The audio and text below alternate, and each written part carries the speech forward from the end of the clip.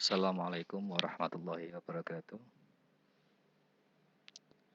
Pada perkuliahan hari ini kita akan membahas terkait jenis-jenis hipotesis. Jadi yang pertama yang akan saya sampaikan yaitu hipotesis asosiatif, ya, atau berkaitan tentang hubungan. Ya, ada beberapa jenis nanti hipotesis.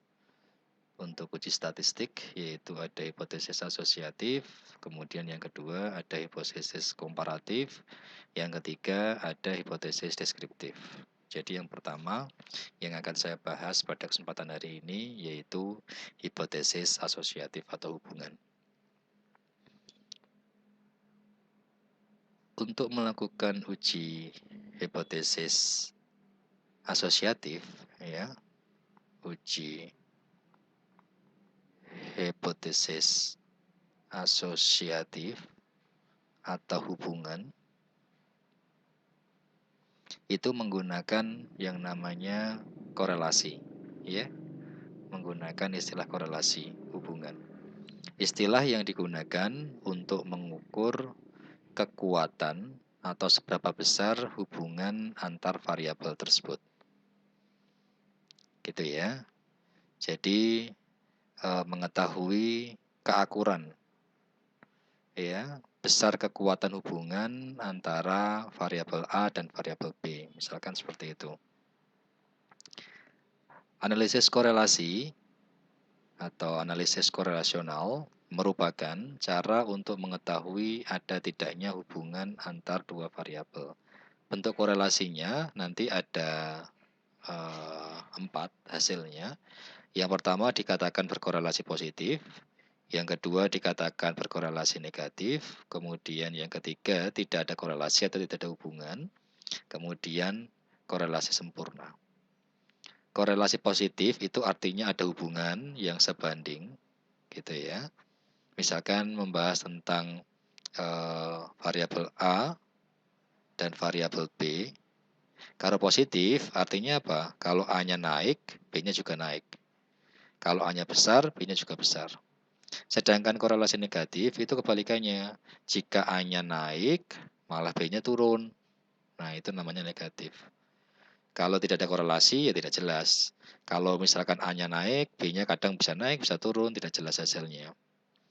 Yang terakhir, korelasi sempurna. Itu yang korelasi positif yang paling mendekati nilai sempurna. Hampir sama nilainya. Jika A-nya naik 5, B-nya juga naik 5. Gitu ya. Jadi ada 4 istilah bentuk korelasi, yaitu korelasi positif, korelasi negatif, tidak ada korelasi, dan korelasi sempurna. Oke, jadi ini tadi penjelasan saya. Untuk korelasi positif, ya, korelasi atau hubungan jika kenaikan variabel X diikuti pula dengan kenaikan variabel Y. Jika X-nya naik, Y-nya juga naik. Ataupun sebaliknya, jika X-nya turun, maka Y-nya turun. Oke ya, itu yang pertama tadi. Kemudian yang kedua, korelasi negatif, yaitu jika ada kenaikan untuk variabel X, ya, X-nya naik, diikuti dengan penurunan pada variabel Y. Malah sebaliknya dia turun. Atau jika X-nya turun, maka Y-nya yang naik. Ya, Y-nya yang naik. Oke, kalau korelasi berikutnya yaitu korelasi sempurna. Jenis korelasi di mana kenaikan atau penurunan variabel X berbanding dengan kenaikan atau penurunan variabel Y. Tadi misalkan X-nya naik 5, Y-nya juga naik 5. Benar-benar sama nilainya. Kemudian kalau tidak ada korelasi, jika kedua variabel tidak memperlihatkan adanya hubungan. Jadi tidak ada hubungan, nggak jelas hubungannya. Ketika X naik, Y naik, tapi kadang Y juga bisa turun. Gitu ya. Itu disebut dengan tidak ada korelasi. Oke.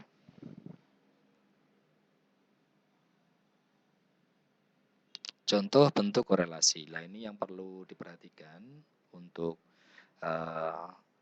tugas akhir mahasiswa skripsi-skripsi. Kalau ingin melakukan uji korelasi, judul seperti apa yang diizinkan? Oke ya, biasanya menggunakan kata hubungan atau pengaruh biasanya. Hubungan ya, apakah ada hubungan antara ini sama ini gitu. Jadi hubungan antara jumlah pengunjung dengan jumlah penjual. Oke ya. Berikutnya hubungan antara harga dengan permintaan. Minimal ada dua variabel. Kalau yang pertama ini variabel X-nya, sedangkan jumlah penjualan ini variabel Y-nya. Kalau ini variabel X-nya, ini variabel Y-nya, dan seterusnya. Minimal ada dua variabel. Hubungan antara jam belajar dengan IPK. Hubungan antara jumlah pesaing dengan jumlah penjualan, dan seterusnya. Oke.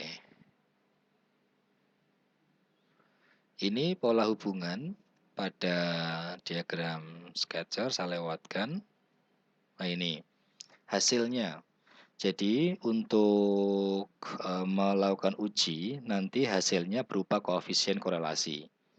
Ya, koefisien korelasi disimbolkan R. Itu nanti ada 4 indeks keeratan. Yang pertama adalah kuat, ya. Yang kedua adalah sedang, yang berikutnya lemah dan tidak ada hubungan sama sekali. Yang memiliki rentang nilai R itu dari negatif 1 sampai plus 1. Gitu ya, dituliskan seperti ini. Negatif 1 sampai 1. Jadi negatif 1 sampai 1. Oke, R bernilai positif, maka hubungan variabel arahnya positif. Jika R-nya positif, positif itu dari nilai 0 sampai dengan 1 plus 1. Itu hubungan arahnya positif. Artinya jika X naik, Y juga naik. Jika Y turun, X juga turun. Nah, yang kedua, R bernilai negatif, maka hubungan variabelnya negatif. Itu dari berapa? Dari negatif 1. Maaf, saya ulang lagi. Negatif 1 sampai 0. Ini kalau X naik, Y turun dan seterusnya. Tapi kalau R bernilai 0, tepat di angka 0, maka tidak ada hubungan. Dan R bernilai plus 1 atau 1, variabel ini menunjukkan korelasinya sempurna di angka plus 1 dan negatif 1. Oke. Artinya apa? Kalau plus 1 itu X-nya naik 5, Y-nya naik 5 juga. Ternyata juga ada yang negatif 1 juga korelasi sempurnanya. Jika X naik 5, Y-nya turun 5. Gitu ya, itu sempurna. Oke, jadi untuk melakukan analisis korelasi, ini nanti ada dua hal yang perlu kita pahami, karena ada dua jenis korelasi nantinya. Yang pertama, korelasi product moment atau person, kemudian ada korelasi rank Spearman. Nah, ini yang perlu kita pahami. Kapan kita menggunakan korelasi product moment atau person, dan kapan kita menggunakan korelasi rank Spearman. Yang pertama yang perlu kita bahas, yuk satu-satu. Jadi kita membahas tentang korelasi product moment. Ini yang paling sering digunakan. Oke ya, syaratnya apa ini? Syarat yang harus terpenuhi yaitu masing-masing variabel diukur menghasilkan data paling rendah interval. Jadi hanya ada dua boleh data yang digunakan, kalau enggak interval atau rasio. Kalau data nominal atau ordinal tidak boleh. Gitu ya. Jadi contohnya apa? Data rasio atau interval, misalkan hasil belajar siswa. Itu yang boleh digunakan dengan korelasi product moment. Tetapi kalau seandainya ketemunya seperti motivasi, kemudian semangat belajar, kemandirian, itu data ordinal. Maka tidak boleh menggunakan analisis korelasi product moment. Kemudian syarat yang kedua yang terpenuhi, data harus terdistribusi normal karena korelasi product moment itu merupakan analisis parametrik. Oke ya, syaratnya harus terpenuhi itu. Nah, bagaimana rumusnya atau tes statistiknya? Itu menggunakan persamaan R sama dengan nilai N jumlah sampelnya dikalikan dengan sigma perkalian dari nilainya X dan Y. Nilai X dan Y-nya dikurangi sigma X jumlah dari X dikali sigma jumlah dari Y. Dibagi dengan akar N jumlah tadi sampelnya dikalikan dengan sigma jumlah dari X kuadratnya. Kemudian dikurangi dari jumlah X baru dikuadratkan. Dan dikali untuk yang Y-nya. Oke ya, itu untuk mencari R nilai R-nya. R-nya berapa, itu menggunakan rumus ini. Setelah itu, nanti kita akan menguji uji signifikansi dengan uji T. Ya, dengan rumus T sama dengan RXY dikali akar N min 2 dibagi akar 1 min RX kuadrat, XY kuadrat. Oke ya, jadi ini persamaan yang kita gunakan. Sekarang coba kita lihat contohnya. Oke ya, contoh soal. Misalkan ada seorang mahasiswa melakukan survei untuk meneliti apakah ada korelasi atau ada hubungan. Pertanyaannya apakah ada hubungan atau korelasi antara pendapatan mingguan, ya ini X-nya pendapatan mingguan, dan besarnya tabungannya. Jadi antara pendapatan dan tabungan. Diambil sampel 6 keluarga dengan informasi seperti ini. Tabungannya ini 2, pendapatannya 10. Pendapatannya 20, ternyata tabungannya 4. Pendapatannya 50, ternyata tabungannya 6. Pendapatannya 55, tabungannya 6. 60, tabungannya 8. 65, tabungannya 8. Nah, datanya seperti itu. Dengan menggunakan taraf signifikansi atau signifikan 5%, maka tentukan nilai dari korelasi tersebut. Baik, jadi itu tadi dengan signifikansi 5%, kita disuruh menyimpulkan apakah hubungannya seperti apa. Oke, jadi cara mengerjakannya silakan diikuti dengan rutan sebagai berikut. Yang pertama, silakan membuat hipotesis. Ya, hipotesis H0 mesti selalu menggunakan kata tidak terdapat korelasi. Ya, selalu menggunakan itu. Kalau H0 tidak terdapat korelasi positif antara tabungan dengan pendapatan. Oke ya, itu yang H0-nya. Oke, kemudian yang alternatifnya atau H1-nya yaitu terdapat korelasi positif antara tabungan dengan pendapatan. Nah, seperti itu. Atau sebenarnya boleh menggunakan langsung gini. Terdapat korelasi positifnya dibuang tidak masalah, ya, tidak harus menggunakan positif atau negatif. Jadi gini, tidak terdapat korelasi ya antara tabungan dengan pendapatan. Yang kedua, terdapat korelasi antara tabungan dengan pendapatan. Oke, sekarang kita analisis dengan menggunakan tabel. Ini tadi ya datanya ya. XI-nya 2, Y-nya 10, 4, 20. Oke ya. Sekarang kita kuadratkan masing-masing. XI kita kuadratkan. Ini ya, kita kuadratkan. Oke, 2 kita kuadratkan 4, 10 kita kuadratkan 100. 4 kita kuadratkan 16, 20 kita kuadratkan 400, dan seterusnya. Kita sudah ketemu X kuadrat, Y kuadrat. Sekarang kita juga akan mencari perkalian X sama Y. Dikalikan X sama Y kita kalikan 2 kali 10, 20. 4 kali 20, 80. 6 kali 50, 300, dan seterusnya. Sekarang kita jumlahkan masing-masing yuk. XI kita jumlahkan 2, 4, 6, 6, 8, 8, 34. YI-nya 10, 20, 50, 55, 60, 65, 260. Berikutnya yang XI kuadrat 4 tambah 16 tambah 36 tambah 36 tambah 64 tambah 64 ketemunya 220. Sekarang yang YI kuadrat 100 tambah 400 ketemunya 13.850. Sekarang yang terakhir perkaliannya X dan Y kita jumlahkan 20 tambah 80 tambah 300, 1730. Oke, setelah kita mendapatkan data seperti ini, kita tinggal memasukkan ya, tinggal memasukkan N-nya, jumlahnya ada berapa? 1, 2, 3, 4, 5, 6. 6. Sigma. Sigma itu jumlah dari X dan Y. Jumlahnya berapa? X dan Y-nya ini perkaliannya ini. 1730. Oke, kita masukkan 1730. Kemudian dikurangi jumlah dari X. Jumlah dari X ini 34. 34, terus jumlah dari Y. Jumlah dari Y 260. Bagi akar N-nya ada 6 jumlahnya tadi. Jumlah dari X kuadrat. Jumlah dari X kuadrat 220.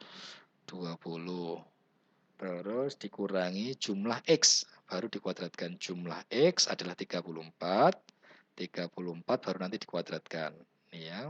Kemudian ini N 6.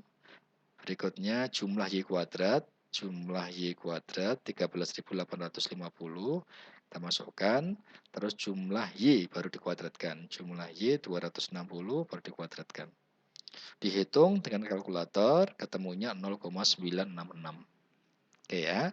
Jadi ketemu nilai R-nya adalah 0,966. Positif nilainya. Oke. Setelah itu kita melakukan uji signifikansi. Ya, uji signifikansi ini untuk menentukan signifikansinya. Oke, R ketemu, R-nya berapa? Rx-nya tadi. Rx-nya 0,966. Dibagi N-nya ada 6, dikurangi 2 tetapan, dibagi dengan 1, dikurangi 0,966 kuadrat, sehingga ketemu ini. Ini disebut dengan T hitung. Sekarang untuk mencari daerah penolakan atau penerimaan, kita cek nilai T tabel. Oke ya, T hitung nilainya lebih dari T tabel karena T tabelnya nilainya ini. Bagaimana cara mencari T tabel? Silakan menggunakan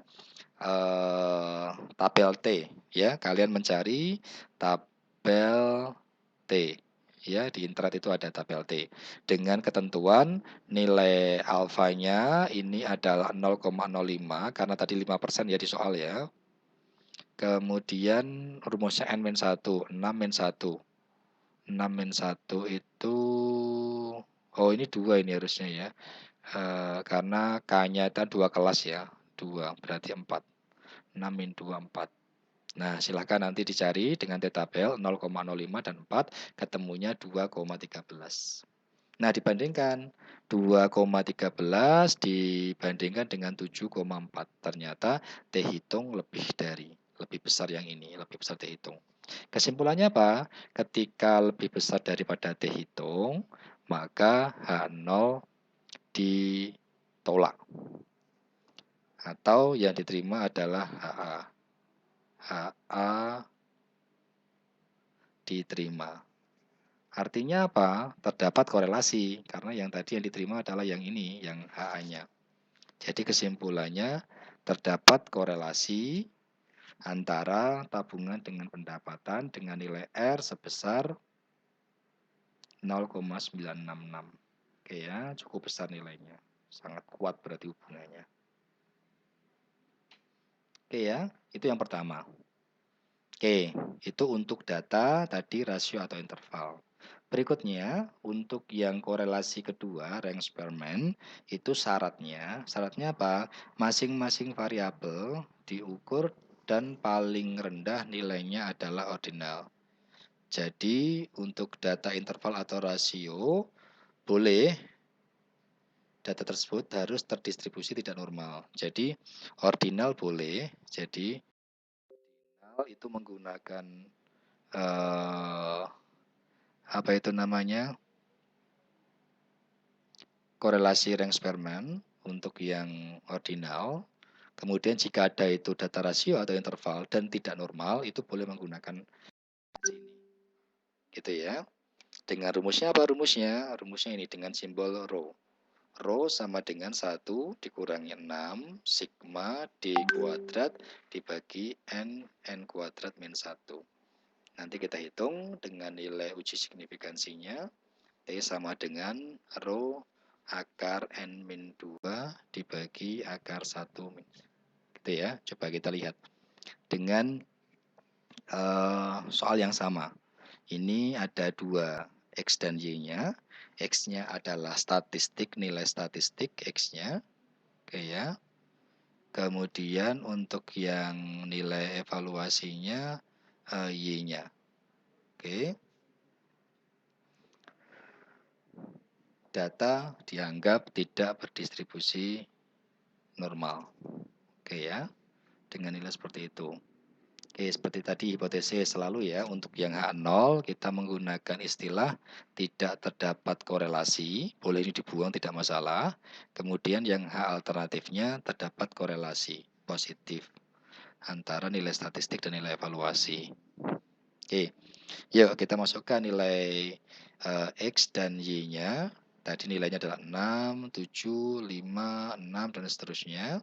Kita mencari D. D itu rankingnya, ya, ranking. Nah, bagaimana cara mencari ranking X-nya dan bagaimana cara mencari ranking Y-nya? Kita urutkan dulu. Ya, kita urutkan. Coba kita lihat untuk yang X-nya, kita taruh sini yang X-nya biar jelas nanti. Kita urutkan. Tertinggi 8, ranking 1 nantinya. Terus 8, habis itu 77, 7, 7, kemudian ada 66, 6, 6, 5. Dikasih rankingnya ini. Ini ranking 1, ranking 2, ranking 3, ranking 4, ranking 5, ranking 6. Nah, permasalahannya ini kan tujuannya kan sama. Dan rankingnya ada 2, 2 dan 3. Makanya untuk adil kita buat ini di jumlah bagi 2. Berarti ini dapat ranking 2,5, ini dapat ranking 2,5. Ini juga sama 6. 6 ada 2, berarti ini rankingnya 4 tambah 5 bagi 2. 4,5, rankingnya 4,5. Sedangkan yang 6 ini ranking terakhir ya. Ranking 6, ini ranking 1. Nah, kita cek sekarang. Yang X6 ya, 6 tadi rankingnya 6, itu rankingnya adalah 4,5. 6 itu rankingnya 4,5. Kita masukkan 6 itu 4,5, 6 itu 4,5. Sedangkan yang nilainya 5 itu ranking 6. Nilainya 5 itu ranking 6. Nilainya 7 itu rankingnya 2,5 rankingnya. Rankingnya 2,5. Sedangkan nilai 8 itu peringkat 1. Oke ya. Sama halnya untuk yang Y juga sama seperti itu. Y, coba kita lihat yang Y, misalkan saya taruh di sini, Y-nya diurutkan. Kalau kita urutkan tertinggi 9. 9 ini ranking 1. Kemudian ada 8 itu ranking 2. Kemudian 7-nya ada 2, ranking 3 dan 4 berarti 3,5. Ranking 3,5, ranking 3,5. Yang ke-6-nya ada 2, berarti 5 dan 6, 5,5 dan 5,5. Oke ya, sama dengan ini ya. Sudah sama. Sekarang kita selisihkan. Untuk mencari D itu selisih antara DX dan DY. Kita kurangkan 4,5 kurangi 3,5 1. 6 kurangi 5,5 0,5 dan seterusnya. Baru kita kuadratkan. Ya, 1 kuadrat 1, 0,5 dikuadratkan 0,25, 0,5 dikuadratkan 0,25, 0 dikuadratkan 0, dan negatif 1 dikuadratkan 1, negatif 1 dikuadratkan 1. Dijumlahkan 1 tambah 0,25 tambah 0,25 tambah 0 tambah 1 tambah 1 nilainya adalah 3,5. Itu D kuadratnya. Oke, sekarang kita masukkan nilainya untuk mencari nilai rho-nya. 1 tetapan dikurangi 6 tetapan, sigma jumlah dari D kuadrat itu ini, D kuadrat itu jumlahnya. Ya, jumlah dari D kuadrat segini, jumlah dari D kuadrat itu 3,5 itu ini taruh sini. Jadi 6 kali 3,5 dibagi N, N-nya adalah 6, dikali N kuadrat, 6 kuadrat, dikurangi 1. Sama dengan dihitung 1, ini dihitung dulu 6 kali 3,5, 6 dikali 6 kuadrat 36 dikurangi 1 35, berarti 6 kali 35. Ketemunya 0,9. Oke ya, ternyata ketemu rho-nya adalah 0,9. Oke. Sekarang kita hitung uji signifikansinya untuk mengetahui dia diterima atau ditolak. Dengan uji T, 0,9 kita masukkan, N-nya adalah 6 dikurangi 2, 4 di akar. Terus yang di bawahnya dibagi, akar 1 dikurangi 0,9 kuadrat. Ketemunya 4,130. Itu disebut dengan T hitung. Oke, sekarang kita mencari daerah penolakan dengan menggunakan cara yang sama tadi, T-tabel, silahkan. Dengan alfa 0,05, ininya 4 sama ya, ini N-2, karena tadi kan 6 ya. Dua kelas, X dan Y, makanya ada 2 ini. 6 kurangi 2, 4. Ya, 2,13 ketemunya. Dibandingkan ini T tabelnya, ternyata besar siapa? Besar T hitung. Maka di sini T hitung lebih dari. Ketika T hitung lebih dari, maka H0 ditolak atau HA diterima. Artinya apa? Ada korelasi positif. Gitu ya, ada korelasi positif. Oke. Yang terakhir ini contohnya. Jadi dari ini diketahui seperti ini, nanti bisa dicoba. Untuk yang pertama, data pre dan pos 9 mahasiswa. Uji hipotesis terdapat ujilah, oke, dengan terdistribusi normal, oke ya. Kemudian berarti ini menggunakan yang uji pertama, uji produk moment